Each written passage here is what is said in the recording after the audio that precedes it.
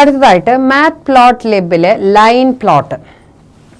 നമ്മൾ import numpy as np, import matplotlib.pyplot as plt, year നമ്മളിവിടെ കൊടുത്തു, kv pass%, അതേമാതിരി jnv pass%, ആ വാല്യൂസ് ഇട്ട് കൊടുത്തു.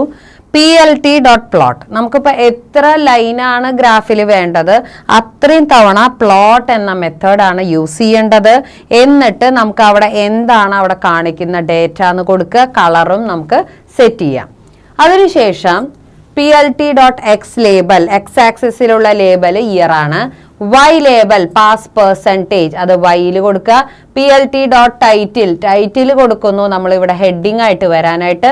എന്നിട്ട് plt.show എന്ന് പറയുമ്പോഴാണ് നമുക്ക് ഇങ്ങനെ ഈ ഗ്രാഫ് കാണാൻ സാധിക്കുന്നത്. അപ്പോൾ നമുക്ക് ഒരു കമ്പാരിറ്റീവ് സ്റ്റഡി മാത്രമല്ല, നമുക്ക് എങ്ങനെയാണ് അതിൻ്റെ പ്രോഗ്രസ് പോണത് എന്നുള്ള കാര്യങ്ങളും കൂടി നമുക്ക് ഇതുവഴി അറിയാനായിട്ട് സാധിക്കുന്നു. അപ്പോൾ ഇവിടെ നമുക്ക് ഇത്രയും ഫീച്ചേഴ്സാണ് നമ്മൾ ഇതിൻ്റെ ഡിസ്കസ് ചെയ്യണത്.